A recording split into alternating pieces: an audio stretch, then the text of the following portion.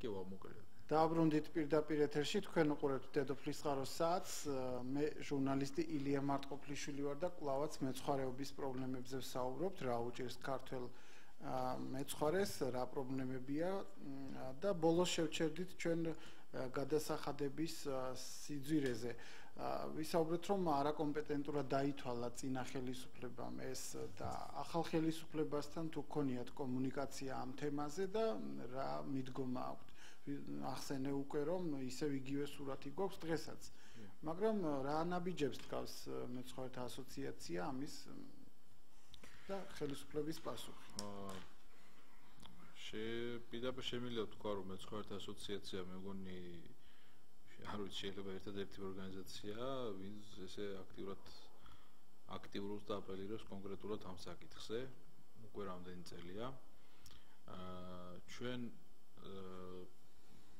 როცა საუბარია ამ გადასახადის კორექტირებაზე, აქ უნდა გავითვალისწინოთ ისიც, რომ ელემენტარულად როცა შედგა ეს, როცა დადგინდა ეს გადასახადი, მაშინ არ ყოფილა არანაირი კვლევა და არანაირი დოკუმენტი არ არის დადებული იმას დაკავშირებით, რატო გაიზარდა 3 ლარიდან ერთ დღეს 15 ლარამდე საბაზისო და რა პრინციპებით არის? რა პრინციპით, ხო? ეს ამაზე არანაირი კვლევა, არანაირი დოკუმენტი, საერთოდ არაფერი არ არსებობს.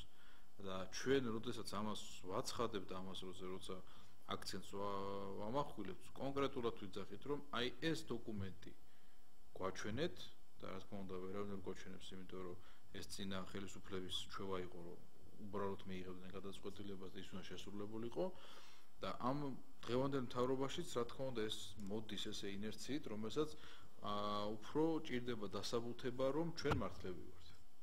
შესაბამისად, ამ საკითხზე ძალიან რთულია, რომ ესე უცებედად ვიღაცამ გადაწყვეტილება მიიღოს, მე ეს კარგად მესმის, მაგრამ სოფლის მეურნეობის სამინისტროსთან წეღანაც გითხარით, აი ამ კომისიის ფარგლებში, რომელიც ეხებოდა მეცხვარეობის დარგში სახელმწიფო სტრატეგიის ჩამოყალიბებას, 5 წლიან გეგმაზეა საუბარი, აი აქ ქონდა ზუსტად მაგაზე საუბარი, სადაც ეს ყველანაირი ჩვენი არგუმენტი, რა თქმა უნდა, წარმოვადგინეთ, მაგრამ საქმეზე მოთხოვნილი არის უფრო მეტი, ასე ვთქვათ,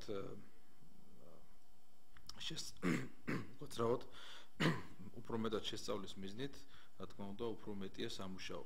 კონკრეტულად საჭირო არის აი ამ პრინციპის, ახალ პრინციპის ვარიანტების შეთავაზება, რა თქმა უნდა, მათი განხილვა და სპეციალისტებთან ერთად ამ ყველაფრის შეჯერება. ამას რა თქმა უნდა დრო დაჭირდება, მაგრამ მე მოხარული ვარ უბრალოდ იმითაც უკვე, რომ ამაზე საუბარი ჩვენ უკვე დავიწყეთ. თავარის ეს არის, რომ უკვე დავიწყეთ, ყინული ასე თქვა დაიძრა, შესაბამისად უკვე ყველას ერთად აქტიურობა საჭირო როგორც მეცხვარეების, ისე თვითონ სოფლის მეურნეობაში დასაქმებული ხალხის, რომ აქ საუბარი არ არის იმაზე, რომ ვიღაცამ გადასახადის მოხსნაზე ვისაუბროთ. აქ საუბარია უბრალოდ იმაზე, რომ პრინციპები იყოს მისაღები ყველასთვის, რომ არავინ იყოს დაჩაგრული და არავინ იყოს ახლა ელემენტარულად რო ვთქვათ, ქვემო ქართლში მაგალითად იგივე თუნდაც ავიღოთ მარნეულის ტერიტორიაზე არის ტერიტორია, სადაც შეგიძლია მოიყვანო ბოსტნეული კულტურები, იმიტომ რომ იქ გაქვს წყალი და ირიგაცია და ბოსტნეული კულტურები შეიძლება ჰექტარზე ამის შემოსავალმა შეადგინოს სეზონზე 4-5 და შეიძლება 10,000 ლარიც კი. ეს ელემენტარული, ამას ნებისმიერი ადამიანი შეიძლება დავსვდავჟე და დავითვალოთ ეს ყველაფერი, მაშინ როდესაც იგივე თუნდაც მარნეულისავე ტერიტორიაზე შორს რო არ წავიდეთ, არის ლომთაგორის მხარეა, სხვა ტერიტორიებია, სადაც ასევე ხალხი ხნავს და თესავს, მაგრამ იქ არ არის წყალი, იქ არ არის სარწყავი და ის ტერიტორია არის როგორც იცით, აი 4 წელიწადში, 5 წელიწადში ერთხელ ისეთი ზარალი შეიძლება ნახოს, მაგალითად წელს როგორც იყოს, საერთოდ კომბაინი ვერ შეიყოლოს ვიღაცამ. ანუ ეს ყველაფერი რეალობაა და ჩვენ ამ რეალობიდან უნდა გამოვიდეთ. იგი მე საუბარი მაქვს რაღაცა 1 კილომეტრის დაშორებით გესაუბრებთ, არ ვსაუბრობ რაღაცა სხვადასხვა რაიონზე. აქედან გამომდინარე ეს პრინციპი, რაზეც ჩვენ ვსაუბრობთ, არის ყოვლად მიუღებელი, დაუსაბუთებელი და უაზრო. ამაზე არგუმენტი არავის არ აქვს, რომ თქვას, რომ ეს სწორი პრინციპი არის. ჩვენი სტუდიის ტელეფონის ნომერია 0322 388 105. მაყურებელს შეუძლია დარეკოს ჩვენ სტუდიაში და კითხვა დაუსვას ჩვენი გადაცემის სტუმარს, ეს გახლავთ მეცხვარეთა ასოციაციის თავმჯდომარე ბექა გონაშვილი და მისთვის სასურველი კითხვა დასვას ან საკუთარ პრობლემაზე გვესაუბროს. ზარია როგორც ხედავ, გისმენთ? გისმენთ? გისმენთ? გისმენთ? გესმით ჩვენი, გისმენთ, ეთერში ხართ. ბატონ ბექას გისმენთ, დიახ. ეთერში ვარ? დიახ, გისმენთ. ალო. გისმენთ, ეთერში ხართ? არა, მე რა მიკვირს, იცით, ბატონი ბექა კი მეცხვარეთა ასოციაციის პრეზიდენტი იმ დროსაც იყო და ამ დროსაც არის. რაც ეხლა აგინებს იმ თავრობას და რაც იმ თავრობის დროს გააკეთა, რატო იმაზე არ ლაპარაკობს? ეხლა ფიქრობს გლეხებზე და ასე შემდეგ და ასე შემდეგ. რას გულისხმობთ? კონკრეტულად რას გულისხმობთ? დიდი მადლობა. კონკრეტულად რას გულისხმობთ? დიდი მადლობა. რას გულისხმობთ, რას? თუ გესმით ჩვენი? გესმით? გაითიშა. ნუ არ დაუკონკრეტებია, ასე არგუმენტების კონკრეტიკის გარეშე ალბათ ვერ გიპასუხებთ. სულადობაზე მინდა შევეხოთ, აი ხელისუფლება ყოველთვის აცხადებს რაღაც ციფრებს, რომ რაღაც პირუტყვის ოდენობა იზრდება, ან თუ გაქვთ თქვენ სტატისტიკა რეალურად წინა წელთან შედარებით წელს ცხვრის ოდენობა გაიზარდა, შემცირდა თუ როგორ არის და რამდენად სწორი სტატისტიკა აქვს ხელისუფლებას? სტატისტიკა ამ წლის სამწუხაროდ ჯერჯერობით არ მაქვს, იმიტომ რომ წელი არ დამთავრებულა. ზოგადად შეიძლება ითქვას, რომ 2009 წელს 9 წლის სტატისტიკით მონაცემები არის საკმაოდ ყველაზე მაღალი, ხოლო მას შემდეგ იყო კლება, მაგრამ სტაბილურად ეს დაახლოებით შენარჩუნებულია 150-დან 170,000 სულამდე ცხვარზე, რაც ყოველ წელიწადს გადის საქართველოს ცოცხალი ცხვრის სახით. ასევე მინდა ვთქვა, რომ წლევანდელ წელს სტატისტიკას მე პირადად ვერ ვენდობ იქნა გამომდინარე, რომ საქართველოში ძალიან აქტიურად შემოდის სომხური ცხვარი, შემოდიოდა და ეხლა შემოდის რაღაც ზონაზე, რომელიც აღირიცხება და საქართველოსთან გადის როგორც ქართული ცხვარი. სამწუხაროდ ამას ჩვენ დიდი ხანია წელს ჯერ პირად საუბრებში, რა თქმა უნდა, სამინისტროსთან ვაფიქსირებდით, მაგრამ შემდეგ განსამაზე განცხადებაც ჰქონდა, მაგრამ სამწუხაროდ სოფლმეურნეობის სამინისტრო, კონკრეტულად სოფლმეურნეობის სამინისტრო ამაზე რეაგირება გაუჭირდება ერთი მარტივი მიზეზის გამო, რომ წარმოშობის სერტიფიკატს ქვეყანაში გასცემს ზარია და დაუბრუნდეთ მე ექსპორტის და იმპორტის საკითხს. გისმენთ, ეთერში ხართ? ალო. გამარჯობა, გისმენთ? ისმინდა ეთერში ვარ? დიახ, გისმენთ. შეკითხვა მაქვს ბატონ ბექას. გისმენთ. ალო. ბრძანეთ, გისმენთ. ბატონო ბექა, როგორც ვიცი, ილაპარაკებით ბეგვიან ჩავთეს და ილაპარაკებით თქვენ ცხვრის გადასარეკ ტრასებზე, ხო? დიახ. არის აი მაგალითად ზებდებები, რომელიც ჩემთან მაგალითად არის შიგ ზებდებაში არის წემსების სახლი. დიახ. და ცხვრის გადასარეკ ფარეხი. ხო და წელიწად და 8 თვე მიდის ეს საქმე ეკონომიკის სამინისტროში და არ მიხსნიან ასე ვთქვათ. არა უქმებენ ამ ზებდებას. კონკრეტულად რა ადგილია ესა? უკაცრავ კონკრეტულად რა ადგილას არის საუბარი? ეგ არის დედოფლის წყაროში, ზეუმაჩქანის ტერიტორია. ესეთი რამე შეიძლება მომხდარიყო, მე ამას არ გამოვრიცხავ. უბრალოდ თქვენ უნდა მოდი დამიკავშირდეთ მე ჯობია, ხვალე რომ დამიკავშირდეთ და ეკონომიკის სამინისტროში ზუსტად გავარკვევთ ეგ კონკრეტული მონაკვეთი. შესაძლებელია რომ ეგ იყოს ადრე გაკეთებული, რომელიც მერე დაკორექტირდა, იმიტომ რომ წელსაც თუნდაც ბიჭებმა ეს ყველაფერი გაიარეს ფეხდაფეხ თვითონ და შეიძლება ეს ჯერ არ არის რეესტრის ბაზაში ჯერ ჩაშვებული. ან შეიძლება უკვე გასწორებულიც არის, ვერ გამოვრიცხავ, მაგრამ მოდი გადავამოწმოთ. ხოლე დამიკავშირდით და კონკრეტულად უნდა მივთითო კადასტრის ან კოდით ან იმით რომ მოვაძებნინო ზუსტად რა ადგილას არის საუბარი რა 2010 წელს მოხდა ზრდება და როგორც ვიცი ეგ ტრასა ახალი ტრასაა ხო ეს ახალია კი ახალია ძველი ტრასა გადიოდა ეხლა ჯოხები რო ჩასობილია ხო ძველი ტრასა აი კონკრეტულად ეხლა ეგ ადგილი არ ვიცი რომელზეც თქვენ მეუნებით მაგრამ ძველი ტრასა თავიდან რო იწყება და არა ძველი ტრასა საერთოდ საქართველოში დედოფლის წყაროში რაც იყო გადიოდა დღევანდელი აზერბაიჯანის ტერიტორიაზე ეხლა რა ტრასაც დედოფლის წყაროში გადის ფაქტიურად ეს ტერიტორია არის ახალი თუ არ ჩავთვლით შირაქიდან იმაში მიმავალ გზას თუშების გზას დანარჩენი აქეთ რაც მიდის სამხრეთ კავკასიონისკენ ეს არის პრაქტიკულად ახალი გზა შესაბამისად აქ რო გადაფარო არ მომხდარიყო გამორიცხული სადღაც რაღაცა გადაფარო იქნებოდა იყო ეგეთი შემთხვევა მე მახსოვს 2010-თან 11 წელს როცა ეს გავაკეთეთ და მე იყო ერთ-ერთ ფერმაზე ზედ ფერმაზე გადიოდა იმენ ზუსტად ფერმაზე გადიოდა და ეს რაღაც საუბარი იყო იმაზე რომ მოდიო ეს კუთხე ჩამოვაჭროთ ფერმას. რა თქმა უნდა ეგეთი რამე არ მოხდება ეს ისულელია პირიქით ეს გზა იმიტომ კეთდება რომ ფერმერი უნდა იყოს ამ შემთხვევაში უფრო უკეთესად ვიდრე დღეს არის. ამიტომ მაგის გაწევა პრობლემა არ არის.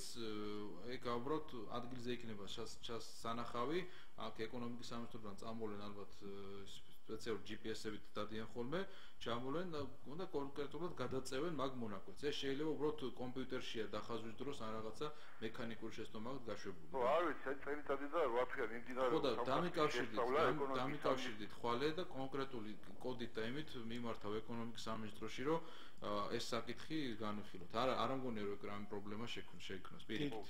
დიდი მადლობა ზარისთვის. ჩვენი სტუდიის სტუმარი გახლავთ მეცხვარეთა ასოციაციის თავმჯდომარე ბექა გონაშვილი და ქართულ მეცხვარეობაზე ვსაუბრობთ. სტუდიის ნომერია 0322388105. შეგიძლიათ თქვენც აქტიურად სასურველი კითხვით მოგმართოთ. ვიდრე სომხურ ცხვარზე ვისაუბრებთ, მოდი თავიდან ვთქვათ, როგორ ხდებოდა ცხვრის ექსპორტი საქართველოში და მერე დაუბრუნდეთ არსებულ რეალობას. ცხვრის ექსპორტი თავიდან რა თქმა უნდა ხდებოდა ძალიან იოლად, ასე ვთქვათ, ჩამოდიოდნენ კონკრეტულად დაინტერესებული პირები, რომლებიც მიდიოდნენ როგორც მეცხვარეებთან, ისე ჯერ სახელმწიფოსთან და რაღაც კონკრეტული დოკუმენტების წარდგენით ძალიან მარტივად ხდებოდა ცხვრის ექსპორტი. შემდეგ 2010 წლიდან შედარებით გართულდა, იმიტომ რომ კონკრეტულ ქვეყნებს უნდა ჰქონდათ კონკრეტული მოთხოვნები ცხვრის ჯანმრთელობასთან დაკავშირებით, შესაბამისად სახელმწიფოც იძულებული გახდა რომ კონკრეტული მოთხოვნები წაეყენებინა. მით უმეტეს მოგეხსენებათ რომ საკმაოდ მოშლილია დღესდღეობით საქართველოში ერთიანი რაღაც ვეტერინარული სისტემა არ არსებობს და აქედან გამომდინარე გვიწევდა ამ საქონლის კარანტინში გაჩერება და ასე შემდეგ. ეს კარანტინი ნიშნავს იმას რომ საქონელი დაშორებული უნდა იყოს რაც გარკვეული რადიუსით სხვა პირუტყვს, ანუ ეს არ შეიძლება სოფელში ან სადმე შემოღობო და იქ გააკეთო, ეს უნდა იყოს სადაც მინდორში, სადაც სხვა საქონელს არ აქვს შეხება და საქონელი უნდა იყოს შიგით ამ კარანტინში, მასზე მოხდეს ვეტერინარული დაკვირვება და კარანტინის ვადის გასვლის შემდეგ ეს 21 დღეს მოხდეს მისი ექსპორტი. ეს არის სტანდარტული მოთხოვნა და ამას უნდა იცავდეს ყველა ექსპორტიორი. შესაბამისად 2010-11-12 წლებში 13 წლებში ანუ დღემდე ეს ხდება შედის საქონელი სანამ ექსპორტზე გავა იქამდე მოხდება მისი შეყვანა კარანტინზე დაკვირვება და მე ექსპორტი. სამწუხაროდ საქართველოში არ არის სახელმწიფო კარანტინები, ანუ სახელმწიფო არ აკეთებს ამას, ვერ აკეთებს. შეიძლება ხომ ჩემი აზრით ჯერ ადრეც არის საქართველოსთვის რომ ეს იმიტომ რომ გამოიწვევს ამ პროდუქციის გაძვირებას შესაბამისად, მაგრამ ჩემი აზრით ალბათ მაგ დონეზეც უნდა მივიდეთ რომ სახელმწიფოში შემოსული და გასული საქონელი უნდა კონტროლდებოდეს ცენტრალიზებულად. არ შეიძლება რომ ეს კონკრეტულმა ფერმერმა უცებ გადაწყვიტოს და კარანტინი გააკეთოს. იმიტომ რომ თუნდაც მოდი ავიღოთ დღევანდელი სიტუაცია, იგივე საუბარია ყვავილის და ასე ვთქვათ დერმატიტის გავრცელებაზე. სამწუხაროდ შეიძლება ითქვას რომ სომხეთის რესპუბლიკაში ყვავილი მე როგორც ვიცი, არ სპეციალისტები როგორც ამბობენ რომ არსებობს და იმის გამო რაც მე წერან თქვენ გითხარით რომ სომხეთიდან შემოდიოდა ცხვარი, შეიძლება ასეთი შემთხვევაც იყო რომ ამ საქონელმა შემოიტანა.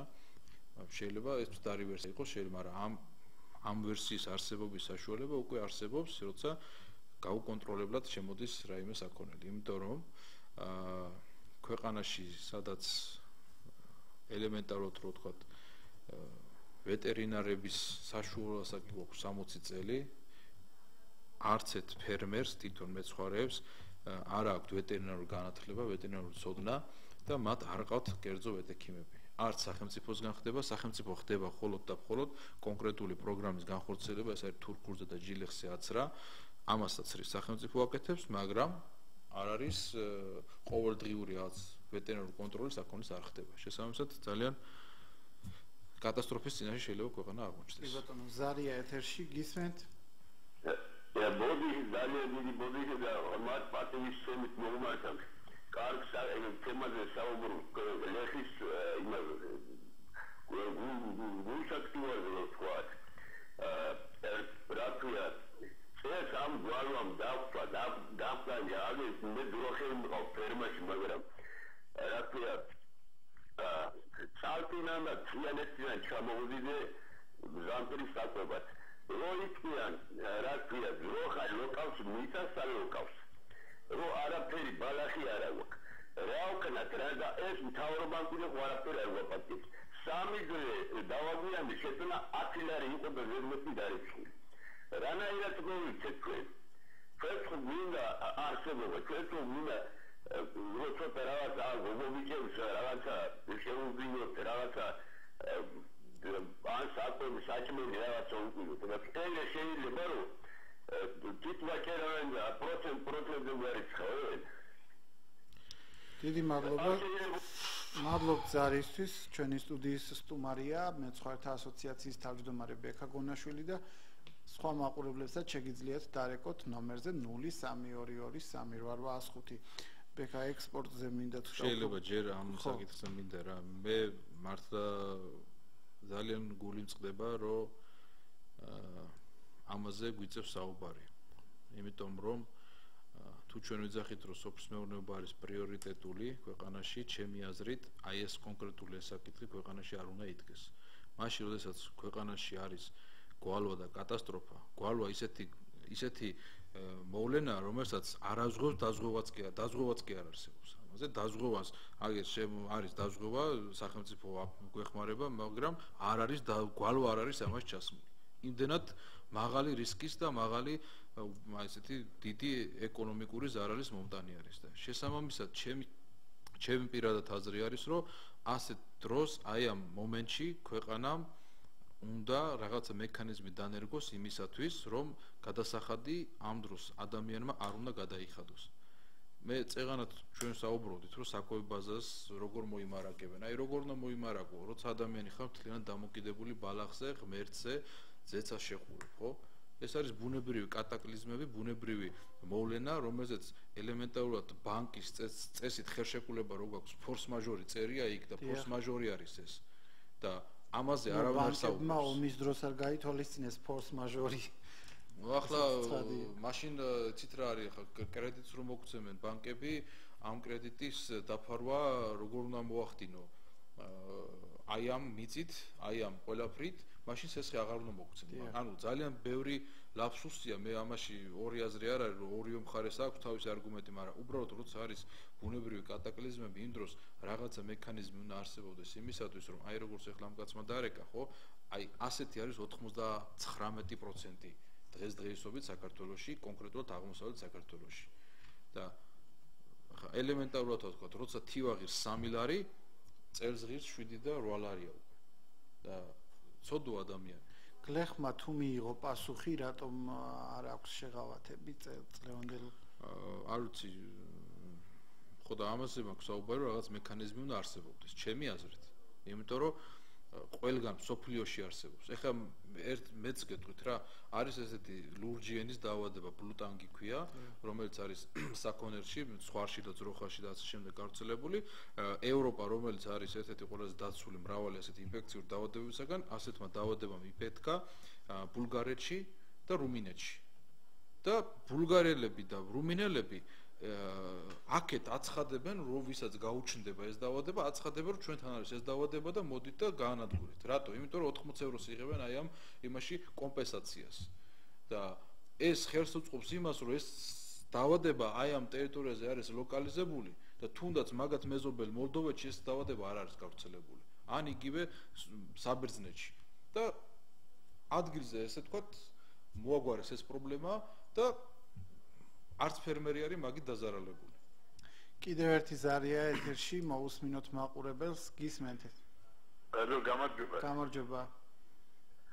Also mehr ახალგაზრდა შეიძლება ამჩნდეს, მაგრამ შეიძლება იცოდეს კიდევ ხიზარის სამწის საძოვრებზე რამდენობა რამდენი გექტარი დარჩა ახლა საქართველოს მანდა და გარდა ამისა მან კავკასიის ამ დანიელის სიტუაციიდან დამთავრებული კასპიის ზღვამდე ჰქონდა 48000 გექტარი ტრასა, რომელიც იყო საქართველოს მიერ შესყიდული 1940 წელს 2005 დადგენილებით, რომელზედაც სტალინი აწერდა ხელს. და თუ მაგალითად ის ტერიტორია, რომელიც მან ჰქონდა 340,000 ჰექტარი, თქვათ ის იყო დაღესტნის ამ შემთხვევაში ეს ტრასა, რომელიც დარიალის ვიწროებიდან კასპიის ზღვამდე იყო გადაცემული 48,000 გექტარზე, ეს უშუალოდ ამას ფული გვაქვს გადახდილი საქართველოს მთავრობას რუსეთის ფედერაციისათვის. რამდგომარეობაშია მე დიდი ხანი აღარ მომიგიქცე და ძალიან მაინტერესებს თუ რამე იცით ამის შესახებ, თუ არა და იქნება მეკა შედატოვა მან შენი ტელეფონი იმაში ამათ მორიგესთან და მე დავრეკავ და მე გეტყვი ინცავარ და მე იქნება დამირეკო და მე უფრო რაღაცას დაგაყალიანე მაგსაკითხში და საერთოდ მეცხოვრებაში. დიდი მადლობა ზარისთვის გეტყვით ყიზლარის საძოვრები რა თქმა უნდა ჩვენთვის ხელმისაწვდომელია. უბრალოდ ჯერჯერობით რა თქმა უნდა რთული ამაზე საუბარი, რამდენად შეიძლება რომ მომავალში ეს საძოვრები ასე თქვა ჩვენ დავიბრუნოთ, მაგრამ ჩემი აზრით აუახლოეს პერსპექტივაში ეს გამორიცხული არის. მეცაც გეტყვით რომ ჩემი აზრით ახლა არ ვიცი გაიგებდით ალბათ ახლობით სადღაც სექტემბრის თვიდან შესაძლებელია საქართველოსთან ცოცხალი, როგორც ცოცხალი, ისე ხორცის სახით ცხვრის ექსპორტი. შესაბამისად ეს ტექნიკურად გაძლევს იმის საშუალებას, რომ ცოცხალი ცხვარი გადარეკო რუსეთის ტერიტორიაზე, ამისი იურიდიული ასე თქვათ საშუალება გაქვს. ანუ ასე თქვათ დე იურე არსებობს ამის საშუალება, რეგლამენტაცია შეგიძლია რომ წაიყვანოს ეს ცხვარი. ბატონო, სიახლეა ეს. სიახლე არის, შეიძლება, მაგრამ სექტემბერში იყო ამაზე მე მგონი გაჟღერდა კიდეც საინფორმაციოებში, მაგრამ ტექნიკურად შესაძლებელია. მეორე საკითხი ამას უკვე რამდენად გარისკავს ვიღაცა და რამდენად წავა, იმიტომ რომ მოგეხსენებათ ისეთ ტერიტორიებია გასავლელი, ჯერ კიდევ მე გადამოცემით ვიცი, რა თქმა უნდა, იმ ასაკში არა ვარ ეს კონკრეტულად შევსწრებოდი ამ ფაქტებს, მაგრამ გადმოცემით ვიცი, რომ ძალიან ბევრი იყო მაშინაც მარადიორობა, რაღაც ქურდობა და პრობლემები ადგილობრივ მოსახლეობასთან, არ ვიცი, რამდენად ეს მართალია, მაგრამ ეხლა არ ვიცი ჩეჩნეთის ტერიტორიაზე ვინც უნდა გაიაროს და აი ამ ქვეყნებში, აი ამ ნაწილებში, კავკასიონის, ჩრდილო კავკასიონის, სადაც ცოტა კრიმინალური მდგომარეობა, მე როგორც ვიცი, არ თუ ისე სახარბიელოა, რამდენად ვიღაცა გარისკავს ეს მის საქმე, თუმცა იურიდიულად სრულიად შესაძლებელი არის, რომ საქართველოსთან ცხვრის გარეკვა მოხდეს ყიზლარის საძოვრებზე.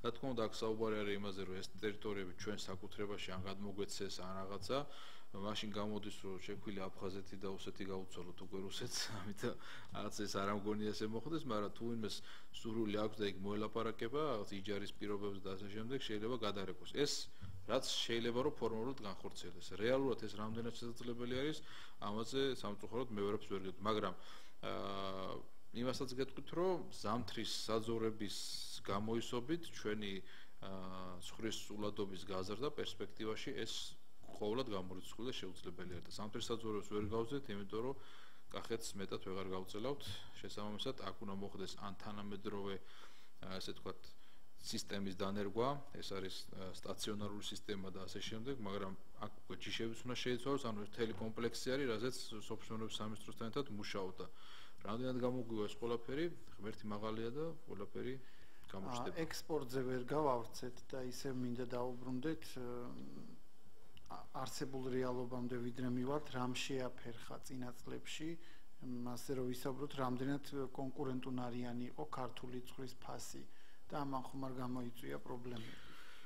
ფასი ქართული ცხვრის არის მაღალი, ამას პირდაპირ ვიტყვით, იმიტომ რომ საქართველოში მისი წარმოება და თვითღირებულება საკმაოდ მაღალი ხდება, ამას ეს პირდაპირ დაკავშირებულია როგორც გადასახადებთან, ისე შრომის ანაზღაურებასთან, იმიტომ რომ თუ მაგალითად 2009 წლამდე სანამ ეს ექსპორტი ასეთი აქტიური არ გახდებოდა საქართველოს ცხრისა იყო 150-200 ლარი მაქსიმუმ მეცხვარის ანაზღაურება, ახლა 600 ლარი ეს მინიმუმი ხელფასია და ზოგი 1000 ლარსაც იხდის თუ მასინ ცხვარს წველიან და ასე შემდეგ. აქედან გამომდინარე თვითღირებულება ცხვარში საქართველოში საკმაოდ მაღალია. აქ ისეც უნდა გავეთვალისწინოთ, რომ მატყლისგან შემოსავალი ფაქტიურად არ გვაქვს, ეს დიდი პრობლემა არის, რაც გარკვეულწილად მუშაობთ დონორ ორგანიზაციებთან ერთად და ნახოთ როგორ გამოგვივა ახალი ბაზრების მოძიება, ასევე ჩვენი მატყლის გადამუშავებაზე და ასევე ამ თამდევი პროდუქცია, ჩვენ ცხვარს თუ შურ ცხვარზე საუბარი, ყავს ერთი ბატკანი. 1000-ში ერთხელ ეს არის 2, ან უბრალოდ ვთქვათ რაღაც 5% შეიძლება მოსაგებ ფარაში იყოს ტყუპიანობა. აქედან გამომდინარე ეს არის ძალიან დაბალი ციფრი. გამოც რომ ეს მეცხვარე კონკრეტულად ჩამოკიდებულია და უყურებს აი ამ ერთ ბატკანს და მთელი მისი თვითღირებულება ისევე როგორც ხელფასები, მიწის გადასახადი, სხვა ხარჯი, გადაარეკვის ხარჯი, ვეტერინარული აცრები და თვითონ თავისი ოჯახის, ასე ვთქვათ, ხარჯიც კი, რასაც ისინი სწევენ, ყველაფერი ჩადებული არის აი ამ ერთ ბატკანში და შესაბამისად ეს უკვე ძალიან ზრდის თვითღირებულებას. ჩვენი გათვლებით ეს არის დაახლოებით 100-120 ლარის ფარგლებში ერთ გასაყიდ ბატკანზე თვითღირებულება. ესეთ შემთხვევაში, როცა საძოვარი არის შენი. მაგრამ ისეთ შემთხვევაში, თუ შენ საძოვარს ქირაობ, აი წეგან დავასახელე მე რაღაც კატასტროფული ციფრები, რაღაც 30-40 ლარია სულზე, მაგ შემთხვევაში დაახლოებით 130-140 ლარზე ადის ერთი სულის თვითღირებულება გასაყიდ ბატკანზე ვსაუბრობ. აი საუბრობდით ასევე რომ შეფერხდა ეს ექსპორტი და ამ დროს თქვათ განსაკუთრებულად რამ შეაფერხა წინა წლებში ეს ანუ იყო რაღაც გახმაურებული სკანდალი ჯანმრთელობასთან დაკავშირებით, დაავადებულ ცხვართან დაკავშირებით. რეალურად როგორ შეიძლება შეფასდეს, რამ გამოიწვია ამ ექსპორტის ჩავარდნა და თუ გვაქვს პერსპექტივა? ექსპორტის ჩავარდნას ძალიან ბევრი მომენტი განაპირობებს. პირველ რიგში გეტყვით ეს არის იგივე რაც ახსენეთ დაავადებების კონტროლის მხრივ ჩავარდნები, რაც ჰქონდა ქვეყანას წინა წლებში, ანუ შრის გამოისწორებითაც რამდენიმე ქვეყანამ ბაზარი დაგვიკეტა, მაგალითად, მეორე საკითხი ეს არის უკვე თვითონ ფასები, ის რომ ჩვენთან მაღალია და სხვა ქვეყანაში დაბალია, იგივე მაგალითად წლევანდელ წელს ცხვრის ფასი იგივე მოლდოვეთში იყო დაახლოებით $2.60 და 50 ცენტამდე ესე იყო ცოცხალ წონაზე, მაშინ როცა ჩვენთან არის $3.50 $4 ეს FOB ფასია საუბარი. შესაბამისად ის ხალხი არჩევს რომ იყიდოს ცხვარი სხვაგან. ასევე თქვენ შეიძლება გაგიკვირდეთ, მაგრამ სავიზო რეჟიმიც გავლენას ახდენს, იმიტომ რომ ადრე მაგალითად ნებისმიერი არაბები და ჩვენ ძირითადი ბაზრები და ეს ხალხი როცა ჩამოდიოდნენ საქართველოში, მოდიოდნენ ცხვარი მოენახულებინათ და ადგილზე მოლაპარაკებები ეწარმოებინათ მეცხვარეებთან თუ ექსპორტიორებთან, ძალიან თავისუფლად შეძლოთ ჩამოსულიყვნენ, ვიზას აიღებდნენ აეროპორტში. დღესდღეობით ეს უდაგართულებული პროცედურებია, შესაბამისად დროში რახან იწელება ხშირად არის რომ მაშინ როცა მათ აქვთ მოთხოვნა ეს აღარ ემთხვევა ასე თქვათ ჩვენ ვერ ვახერხებთ მივაწოდოთ და მე უკვე როცა მათთან პიკი გადის ანუ ეს დღესასწაულები გადის მაგას უკვე მოთხოვნა ვარდება შესაბამისად ესაც გავლენას ახდენს ან ბევრი ფაქტორი არის ამათში ერთ-ერთი სიმართლე გითხრათ წელს ჩვენ წეღანაც ვამოვდი და ვერ დავასრულე სომხური ცხვრის ასე თქვათ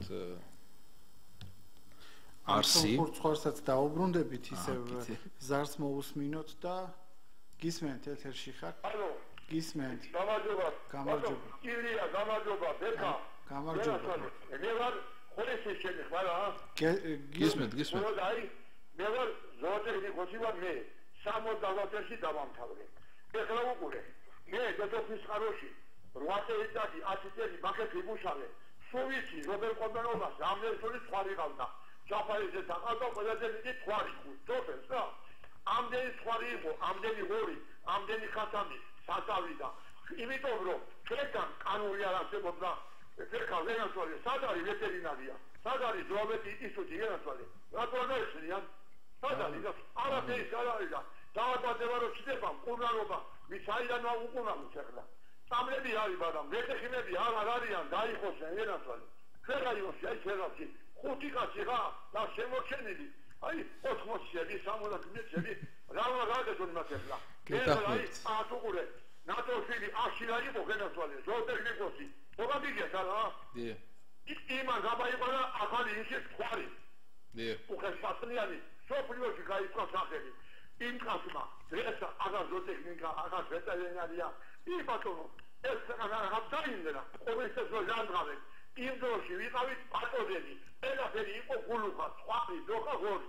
და ყველაფერი მაისმო. ეხლა არის საგრისების ქვეყანა. ბატონო, ეხლა გააგებავი. დიდი მადლობა ზარისთვის. ჩვენი სტუდიის სტუმარია მეცხოველთა ასოციაციის თავმჯდომარე ბექა გონაშვილი. სომხური ცხვარი ახსენე, მინდა გითხო, ქართული მხარეა ჩართული იმაში, რომ სომხური ცხვარი შემოდის? რა თქმა უნდა. და რას კარგავს ამით ქართული მეცხვარეობა? ქართული მეცხვარეობა პირველ რიგში კარგავს იმას, რომ მე ვინც წელს მიკავშირდებოდა, აი, ზუსტად გეტყვით და 2 დღის წინაც ვიღაცამ დამირეკა არაბმა და მეუბნებოდა, რომ ყატარში ვინდა ცხვარიო, რაღაცებს საუბრობდი, მეთქი რა გინდა, როგორ გინდა ესეთი კითხოს უსვოდი და ესეთი მინდა და მინდა ისო სომხური ცხვარიო. ანუ აღწერილობით რაც ყავისფერი და ასე შემდეგ ეს არის სომხური ცხვარი და მივთხარი ეგეთი არ არის ჩვენთან არის ესეთი თამით უმეტეს წელს აი ამ პრობლემების გამო ფასები დავარდნენ ძალიან ბევრს აყავს დღემდე ყავს გასაყიდი ცხვარი და ეს ზამთარი და ეს პრობლემები რაც არის კარზე მომდგარი ეს მაგიტო გადაცემის დაწყისში მაგიტო გითხარით ეს არის კატასტროფა წელევანდელი ზამთარი რაც გველის შესაბამისად ამ უთხარი რომ მეთქი აი ფასების დაკლება ყველანაირად შეიძლება და ვერაფერ ხარ დავაინტერესე მაგრამ ყველა მიცოდა რა თქმა უნდა სომხეთში არის დაახლოებით $2 ერთი სული ესა უკაცრავად ერთი ცოცხალი წონა 1 კილოგრამი აი ეს ცხვარი საქართველოში იგივე ზომის იგივე წონის არის თითქმის $4 აქედან რომ ჩვენ მივაწოდოთ შესაბამისად ამისა კლიენტი ცდილობს რა თქმა უნდა იყიდოს სომხური ეკონომიკურად ის არის მომგებიანი კი ამაზე ვიღაცა მეტყვის რომ მაშინ თქვენც დააკელით ფასები მაშინ მე ვსვამ ეგეთ კითხვას მოდი ერთად დავთვალოთ და თქვენ თუ დააკლებთ და კიდე ბედნიერი იქნებით კი ბატონო დავაკლოთ კი არა გაჩუქებთ თქვენ თუ ამას შეძლებთ და ვინმე ამას გააკეთებს ეს არის აბსურდი და მე არ ვიცი თუ კიდე დამუშავოთ ამ კითხვას დასახადო პოლიტიკა და ხარჯები რა თქმა უნდა ამას არავინ არ თulis და მოდი ყველაფერს თავი გავანებოთ რა ხა ვენახი ვიცით კახელებმა ვიცით ეს ვენახში რა შრომაც არის მაგრამ ვენახში დღე და ღამე აი წელიწადში გადამულად რო იმუშაო შეიძლება გამოგიდოს 30 დღე სამუშაო ხო აი ხლა ხო ზამთარი ხლა ხო არავინ არ არის თებერვლიდან იანვრის ბოლოდან დაიწყება გასვლა და ამ შემდეგ და სხვადასხვა ოპერაცია ავიღოთ მეცხვარეობა 365 დღე შენ უნდა იყოს საქონელთან ეს არის ცოცხალი ორგანიზმი და ცოცხალ ორგანიზმს შენ ვერ ეტყვი რომ მეცეთ დღეს არ ამცალია ან ქორწილში მივდივარ ან რაღაცა არის და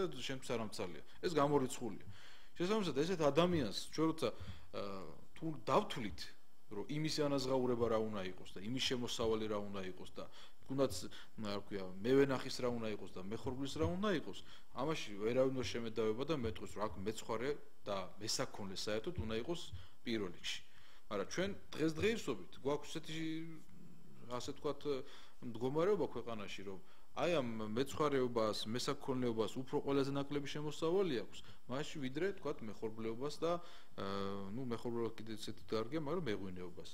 მე პირდაპირ გეტყვით, ექსპორტის მაჩვენებლით რო ავიღოთ, დაახლოებით არის 80-90 მილიონ დოლარამდე ცოცხალი ცხრისა და ძროხის ექსპორტი საქართველოში. ყოველ წელიწადს. ანუ ეს არის იმხელა თანხა, რაც ჩვენ შემოგვაქვს, აი ამ დარგს შემოგვაქვს, აი ამ იმაში. შესაბამისად, სუბსიდირება, დახმარება ციტრუსის, ვაშლის, ყურძნის და ასე შემდეგ ხდება, ჩვენ დარგში არც ერთი სუბსიდია არანაირი არ ყოფილა. ერთადერთი რაც არის, ეს არის სახელმწიფო მოდის და თურქულზე გვიცრის საქონელს, ამაზე ძალიან დიდი მადლობა, იმიტომ რომ ეს არის აი გამონათება არის ძალიან სერიოზული აი ამ დარგში. დანარჩენი ამ კუთხით რომ ჩვენ რაღაცაში დახმარება ქონოდა, ეს არ ხდება. ესე იგი თქვენ ამბობთ რომ ის რომ სომხეთში ნახევარი ფასია ფაქტიურად ეს გადასახადებს არ იხდიან სახელმწიფო მიდგომების რა თქმა უნდა შეიძლება სახელმწიფო არა იქ ცოტა სხვანაირი ქვეყანა არის იქ გადასახადების გადახდა არ უწევთ ეხლა მქონია იმათთან შეხება ყოფილი ვარ იქ გადასახადების გადახდა არ უწევს ამ ხალხს ასევე აქ ერთი მომენტი არის გასათვალისწინებელი რომ სომხეთში ეს მეურნეობები არის ესე თქვათ ოჯახური ტიპის მეურნეობა, ანუ ვიღაცას ყავს 150, 200 ცალი, მაქსიმუმ 50-20 ცალი, ამაზე არ ჭირდება დამატებით დაქირავებული მწყემსი და ეს საქონელი იალაღზეა ბალახობს, მერე მოყავთ ჩვეულებრივ ნახირული ტიპის არის. ასეთი სისტემა ჩვენთანაც არის გავრცელებული, კონკრეტულად სამხრეთ საქართველოში, ნინოწმინდა ახალქალაქის ტერიტორიაზე ასეთი ტიპი არის გავრცელებული. შესაბამისად, ამ ხალხს უფრო ნაკლები უჯდება, აი ამ სამუშაო ძალაზე დაზოგილი ფულით და მიწის გადასახადებით დაზოგილი ფულით გაცილებით ნაკლები უჯდება აი ამ ერთი ცხვრის გამოზრდა. ჩვენ გაცილებით მეტი გვიჯდება. მაგრამ ამ ყველაზე მთავარი და გულის სატკივარი რაც მე მაქვს ის არის რომ ჩვენ როდესაც ჩვენი ასოციაცია და სხვათა შორის აი ყველანაირად ვცდილობთ რომ გავუკეთოთ და პოპულარიზაცია გავაკეთოთ ქართული ცხვარი, ხო აი ალოცი ხა შეიძლება საქართველოს ტელევიზორზე ვინ ჩარტას დამინახავს მე უკვე ქართული ცხვარი გონი ვარ ეხლა ხალხს და ესე არის საზღვარგარეთაც ყველანაირი კავშირს ყველაფერს ვცდილობ რომ ქართული ცხვარს ვუკეთებ პოპულარიზაციას და ჩემგან გაკეთებული პოპულარიზაცია რაზეც დროს ხარჯავთ, ენერგიას ხარჯავთ, ყველაფერს ხარჯავთ, რატო უნდა ისარგებლობდეს ვიღაცა ამით მე არ მაქვს პრობლემა იმაზე რომ გავიდეს სომხური ცხვარი საქართველოს გავლით გასაგებია იმათ არ აქვს ზღვა და ასე შემდეგ და გავიდეს მაგრამ ეწეროს იმას რომ ეს არის სომხური ამას ეწეროს რომ ეს არის ქართული და ეს მოტყუება მიზნად ხო ეს მოტყუება მიზნად იმას ისახავს უბრალოდ რომ აქ რამდენიმე ადამიანი ალბათ ამაზე ხელს ითბობს საუბარი მაქვს აქაური ექსპორტიორები რომლებსაც ამაზე უბრალოდ სახელმწიფო ამაზე ვერ გააკონტროლებს მათ რო კლიენტს უთხრან რომ ეს არის სომხური აღარ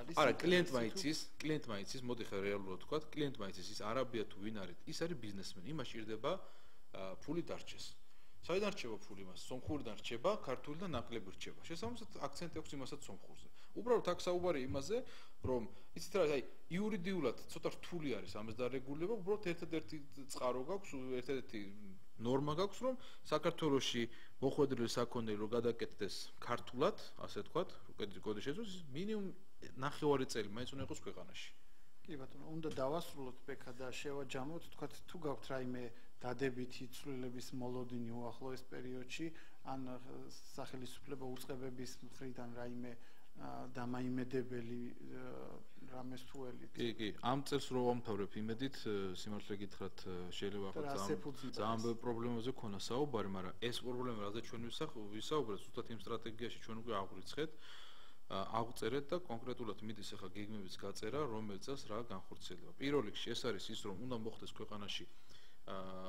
იდენტიფიცირება საქონლის ეს შეიძლება ვიღაცამ თქვას რომ ცუდიც არის მეცხვარეებს მაგრამ მე ვიტყვი რომ ეს ასე არ არის პირიქით იმიტომ რომ ამით ჩვენ საშუალებას მოგვეცემა დავიცოთ ჩვენის პირუტყვი მაგრამ აქ არის ერთი პრობლემა თუ ჩვენ იდენტიფიცირებული ცხვარი რომელიც ვიღაცაზეა კერძოდ გაფორმებული თუ მას ეს ცხვარი მოუკვდება საგადასახადო მესტრო ჩამოწეროს მიუხედავად იმისა რომ მკვდარია ისეთი პროცედურებია გასავლელი რომ შეიძლება კაცი გადაირიოს აქედან გამომდინარე ამაზე მიდის უკვე მუშაობა რომ ფინანსთა სამინისტროს შემოსავლების სამსახურს ამაზე ვესაუბროთ რომ ეს ნორმა უნდა შეიცვალოს და აიღო რაღაც კონკრეტული საშუალო ციფრი, რომ აი ეს შეიძლება სიკვდილიანობა იყოს, თქვა ჩობადობის დროს და ასე შემდეგ რაღაც პროცენტი და შემდეგ უკვე ეს იყოს კაცრი აღრიცხვის ქვეშ, კი ბატონო, ანუ ესეთი პრობლემებია, რაზეც უკვე დაიძრა საკითხი და სამინისტრო ამაზე ჩვენ გვეთანხმება და მხარს გვიჭერს. მე ეს უკვე მაგრად მიხარია. იმიტომ რომ რაღაცას მივახციე და აი კონკრეტულად ეს ზარები, რაზეც ახლა მეტყობს, ძალიან ბევრს აქვს პრობლემა რა და მე მინდა რომ აი თუ ვინმეს რამეს პრობლემა აქვს ეგეთი, ყველა შეგვეხმიანოს და რაც შეიძლება აქტიურად ვიყოთ ერთმანეთთან კავშირში, რომ ეს ჩვენი პრობლემები მთავრობას ერთმა კაცმა კი არ უნდა მიუტანოს, ან ორმა კაცმა. უნდა მივიდეს როგორც ყველას პოზიცია. ოღონდ ეს უნდა იყოს არა ყვირილით, არა წივილი კივილით, ვიღაცის ლანძღვით და გინებით, არამედ დასაბუთებული, არგუმენტირებული და დადასტურებული. ადრეც გისმენდათ ხელისუფლება თუ ეხლა უფრო უკეთესად გისმენთ ვიდრე წინა ხელისუფლება, რამე თითოალისწინებენ. მოდი ესე ვთქვათ, სიმართლე გითხრათ, წინა ხელისუფლებასთან უფრო ესეთი აქტიური ურთიერთობა გქონდა ხოლმე, მაგრამ მათი ეს გადაწყვეტილება კონკრეტულად ისეთ საკითხებზე, რაც ახლა ჩვენ საუბრობთ, ხო? მაშინ იყო ყველაზე, ესე ვთქვათ, აი თუნდაც ეს 3 ლარიდან 15 ლარზე რატო ავიდა, არ ვიცი, ახლა ვიღაცამ რო დაარეკა და მაშინ ვიღოთ არაღი. აი მაშინაც ვსვავდი ამ კითხვას, მაგრამ ვერავინ ვერ პასუხობს ამაზე. არანაირი პრინციპი არ არსებობდა და ეხლა როცა გაჩნდა იმის საშუალება, რომ ამაზე სოფლის მეურნეობაზე არის აქცენტი გადატანილი სახელმწიფოდან, ვიყენებთ ამის საშუალებას, რომ დავაყენოთ ეს და მრავალი სხვა საკითხი, რაც ჩვენ მიგვაჩნია იმისთვის, რომ დარგში გარავინ შეიცვალოს და გამოსწორდეს. დიდი მადლობა, სამწუხაროდ ჩვენი საეთერო დრო ამოიწურა, ჩვენი გადაცემის სტუმარი გახდათ საქართველოს მეცხვარეთა ასოციაციის თავმჯდომარე ბექა გონაშვილი და ვსაუბრობდით ქართულ მეცხვარეობაზე და მათ პრობლემებზე. და ბოლოს გადაცემის დასასრულს ვნახოთ სიუჟეტი, რატომ ჩაიშალა დედოფლისწყაროში საქველმოქმედო კონცერტი და რა ხდება ანსამბლ იმედში. რატომ დატოვა ქორეოგრაფმა დედოფლისწყარო და მოუწევთ თუ არა მოცეკვავებს პირველი სკოლის დარბაზის დატოვება. რას ამბობენ ანსამბლში, რა პოზიცია აქვს მუნიციპალიტეტის კულტურის ცენტრს, რას პასუხობს კონკურენტი ანსამბლი, რა მოხდა რეალურად, ბრალდებები და არგუმენტები ჩვენს რეპორტაჟში. დედოფლისწყაროს ქორეოგრაფიულ ანსამბლ იმედის ხელმძღვანელის გაუჩინარების მიზეზებზე აჟიოტაჟი ამ დრომდე არ ცხრება. ანსამბლის წევრებმა საგანგებო განცხადება გაავრცელეს და არსებულ ვითარებაზე გაამახვილეს ყურადღება. ჩვენი ანსამბლი ემზადებოდა, რომ 27 ნოემბერს ჩატარებულიყო საქველმოქმედო კონცერტი. და ბილეთებიდან შემოსული თანხა უნდა გადარიცხულიყო 8 აგვისტოს დაღუპულ ომის გმირებისთვის, იმ ადამიანებისთვის, ვინც ჩვენი სამშობლოსთვის გაწირა თავი და დედოფლისწყაროს მასშტაბიდან სულ არის 3 წასული ჩვენ ომში და გვინდოდა რომ მათი ოჯახებისთვის გადაგვერიცხა ეს თანხა. ჩვენი ანსამბლი აი ძალიან დიდი სურვილით აკეთებდა ამ ყველაფერს, მართლა დიდი შრომა ჩავდეთ ამ ყველაფრის გაკეთებაში და თვითონ მოცეკვავის სურვილი იყო რომ ეს ღონისძიება გამოსულიყო, მაგრამ ვერ შევძელით ამის გაკეთება, რაც ჩვენთვის წარმოუდგენელია ეხლაც კი. მიზეზები უცნობია, რატო ჩაიშალა? მიზეზი ის არის, რომ რაღაც მიზეზის გამო მასწავლებელს მოუხდა რაიონის დატოვება, მაგრამ იმედი გვაქვს, რომ აუცილებლად ჩამოვა. ამჟამად რეპეტიციები გვიტარდება, ამ კერძოდ ხვიჩა მასწავლებლის დამხმარე ატარებს რეპეტიციებს და ჩვენც ვეხმარებით, რომ ჩატარდეს კარგად რეპეტიციები. ანუ შეწყვეტილი არა. შეწყვეტილი არა საერთოდ. რა თქმა უნდა, ხვიჩა მასწავლებლის თითოეული მოცეკვავე ელოდება ჩვენს ველოდებით და იმედი გვაქვს რომ ჩამოვა და რა ვიცი, ყოველდღე ვცდილობთ რომ დაუკავშირდეთ. მაგრამ სამწუხაროდ მიზების გამო ხან ტელეფონი გათიშული აქვს, ან ვერ იღებს და ვერ ახერხებს რომ ჩვენ პასუხი გაქვს.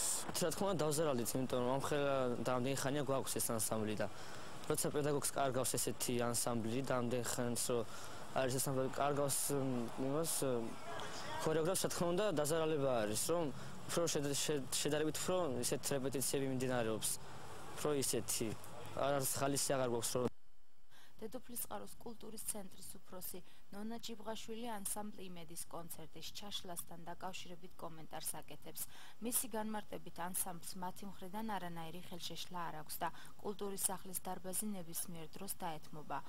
ჩვენთან აბსოლუტურად ნორმალურ ურთიერთობაშია და ეხანდელი ბოლო კონცერტით, ყველა კონცერტი, რომელიც მათ დაგეგმეს, სრული მომსახურებით მოვემსახურეთ ჩვენგან რაც იყო დამოკიდებული და ახლაც აი ეს საბოლოო კონცერტი, რომელიც დაგეგმეს მათ საქველმოქმედო და უნდა ჩატარებულიყო დღევანდელ დღეს, ჩვენ სრულად შევთანხმდით ანსამბლის წარმომადგენელი მოვიდა ჩვენთან არ მოსულა ანსამბლის ხელმძღვანელი ბატონი ხვიჩა მოვიდა თამუნა სისაური რომელთანაც შევთანხმდით ჩატარების დღეზე ამ ჩატარების რეპერტუარზე დაუგეგმეთ 2 რეპეტიცია წინა დღეებში და აბსოლუტურად ყველაფერი კიდევ შემდგომ ამ პირველი შეთანხმების შემდეგ კიდევ მოვიდა და გავიარეთ ჩვენსთან აქ იკერებოდა მათთვის ფორმები რომლებიც ამ ზეიმზე უნდა ამ ღონისძიებაზე უნდა მათ ჩაეცვათ და აბსოლუტურად სრული თანადგომა ქონდა მთელი ჩემი კოლექტივის, მხოლოდ ჩემი კი არა, მთელი ჩემი კოლექტივის და არც ერთ ადამიანს არანაირი წინააღმდეგობა არ შეუქმნია ერთი წუთით. რამდენიმე დღის წინ ვიგებ, მირეკავენ და მეუბნებიან, რომ ანსამბლის ხელმძღვანელს აქვს რაღაც პრობლემები, რომლის გამოც მან რაიონი დატოვა. ამის შესახებ ჩვენ არავის არ გაუფრთხილებიათ, ხვიჩა არ პასუხობდა ტელეფონს და ის არასოდეს არ პასუხობს ტელეფონს და არასოდეს არ გვიკონტაქტებოდა სხვა შემთხვევაშიც. თამუნამ ასეთი პასუხი გამცა, რომ ამ ეტაპზე ღონისძიება გადაიდო, ხვიჩას აქვს მისი პირადი პრობლემები და ამის გამო ღონისძიება არ ტარდება. ანსამბლი პირველი საჯარო სკოლის დარბაზით სარგებლობს. ერთ-ერთ მიზეზად ისიც დასახელდა, რომ შესაძლოა მომავალი წლიდან ანსამბლი იმედი დარბაზის გარეშე დარჩენილიყო, რადგან იანვარში სკოლასთან გაფორმებული ხელშეკრულების ვადა იწურება. დაურე კეთერი ვეთ გამისაუბრა დაკავებული იყო და დამოკავშირებით თქვენ და თვითონ კარცემთ პასუხს. მე ნამდვილად არ მაქვს ინფორმაცია იანვრიდან რა მოხდა. ანუ მე როგორც ვიცი ვადაგასტის ხელშეკრულებას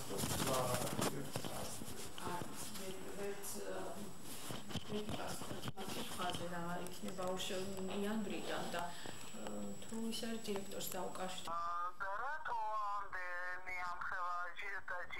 ამასთან დაკავშირებით ჩემთვის პირადად აბსოლუტურად გაუგებარია, იმიტომ რომ არ მინახავს მე ის პიროვნება და უბრალოდ გარეთ ეს მithმა და აგებული რაღაც ჭორები და სკოლის საჭიროებიდან გამომდინარე ჯერ ახლა მოვლენებს წინ ნამდვილად ვერ გაუსწრებ არ ვიცი თუ კი დაბრუნდა ნამდვილად კარგი პიროვნება კეთილშობილი ძალიან პატრიოტული წესიერი წლებია ჩემამდეც ხელშეკრულება გაფორმებული ქონდა მუშაობდა პატრიოტულად და სკოლის საჭიროებიდან გამომდინარე რა ვიცი ახლა დავხედავთ და თუ კი საჭირო იყო და ის სკოლას დაადგება სჭირდება ეგ სკოლას დამატებითი შემოსავალი და თუ კი სურვილი იქნება ნამდვილად გავაგრძელებთ ხელშეკრულება. ენა დირექტორის დროს დადებულია 2 წლიანი ხელშეკრულება იანვრამდე დიახ. როგორ გეკადრებათ დარბაზის გამო პრობლემა ნამდვილად არ შექმნია ამ ადამიანს და ყოველ შემთხვევაში ჩვენი მხრიდან შეფერხება ნამდვილად არ ქონია. ნამდვილად და არ ყოფილა მაგაზე საუბარი ჩვენ შორის თვითონ უბრალოდ იცის რომ იანვრამდე ხელშეკრულება და ნამდვილად არ ყოფილა ჩვენ შორის საუბარი იმაზე გაგრძელდება თუ არ გაგრძელდება ხელშეკრულება იმიტომ რომ იანვრამდე დროა და შეგვიფიქრია მაგათ. მიზეზებს შორის კონკურენტი ანსამბლი შირაქი და მათ შორის წლების განმავლობაში არსებული დაპირისპირებაც სახელდება. თუმცა ანსის ხელმძღვანელი ამბობს, რომ გაუთავებელი პრობლემები დამკლელია და მათ ხელოვნური პრობლემების შექმნა არაფერ შეჭირდებათ. ჩემთვის გაუგებარია ყოველთვის რატომ იშვერენ ხელს ჩემსკენ და საერთოდ ჩემი ანსამბლისკენ. ჩვენ კი გვინდა სურვილი ქონდა სკოლაში შესulis, იმიტომ რომ ძალიან ცუდი პირობები გვაქვს ჩვენ დარბაზში და ის მშობლები საქაურები არიან ამ რაიონის მკვიდრნი არიან და მომთხოვეს რომ იქნება თხოვოთ დირექტორს და ჩვენ შევიდეთ სკოლაში. და სექტემბერში შევედით დირექტორს თხოვეთ, უთხარით, აუხსენით რომ 2 დღე მაინც დავეთმოთ ჩვენთვის განსხვავებულ დღეებში. ჩვენ იმისი გამოშვება სკოლიდან არავის არ მოუთხოვია ჩვენ მშობლებს არც მე იყოს ის ანსამბლიც და ჩვენი ანსამბლიც და ხალხს კონდეს იმისი არჩევანის უფლება, რომ ვისთანაც უნდა ატაროს ბავშვი. აი ეს იყო ჩვენ შორის, ზოგადად ჩვენ არანაირი ინტერესი არ აქვს, რომ მაგას ვებრძოლოთ, საერთოდ კონკურენტათაც არ ავთვლი მე მაგ პიროვნებას. ის თავისი ანსამბლი აქვს იმას მუშაობს, ჩვენი ანსამბლი გვაქვს, რა ვიცი, წლები მუშაობდი, 90 წლიდან ამ რაიონში ვარ და სხვა ქორეოგრაფთანაც მომეწია მუშაობა. ეხლა ვერ ვიტყვი რომ სხვა რაიონებში არ ხდება ეს ქორეოგრაფტებს შორის დაპირისპირებები ხშირად არის, მაგრამ მე არანაირი ინტერესი არ მაქვს მაგ პიროვნებასთან ან დაპირისპირებასთან. ის თავისთვის მუშაობს, მე ჩემთვის მუშაობ და მე არავის არაფერს არ უშლი და საერთოდ არც ვიცოდი მაგას თუ კონცერტი ქონდათ ეხლა. ძალიან ხშირად ხდება რა, წლების მანძილზე გრძელდება, უკვე დავიღალე სიმართლე გითხრათ ამათი აი მტყუილების მოგერიებით რა. ძალიან ხშირ შემთხვევაში აი ისეთი აგრესიები მოდის იმათიდან, რომ ჩვენ პირიქით ვანეიტრალებთ ყოველთვის ამ არც მინდა რომ ბევრი ვილაპარაკო, რეები აქვს გაკეთებული კიდე, უბრალოდ კაცი ვარ და ჩვენია რომ მაგათი ჭორებით რაღაცებს უყურო და და გადაცემის დასასრულს გეტყვით, რომ დედოფლისწყაროს საავადმყოფო უფასო ოფთალმოლოგიურ ოპერაციებს იწყებს და ამისათვის წინასწარ უნდა გაიაროთ რეგისტრაცია, ასევე უფასო ოპერაციით სარგებლობა შეუძლია როგორც დედოფლისწყაროს, ისე კახეთის სხვა რაიონების მაცხოვრებლებს. მაშასე ასეთი გახლდათ დედოფლისწყაროს საათი, მე ჟურნალისტი ილია მარტყოფლიშვილი ვარ. ჩვენ ერთმანეთს შევხვდებით სამშაბათს 13 საათს და 30 წუთზე თოქ-შოუში კახეთის საათი, სადაც ჩვენს კითხვებს ახმეტის გამგებელი ბექა ბაიდაური უპასუხებს, ხოლო დედოფლისწყაროს საათი კვლავაც კვირას 17 საათსა და 30 წუთზე დაგიბრუნდებათ. დიდი მადლობა რომ გვიყურებთ და ენდობით ობიექტივს.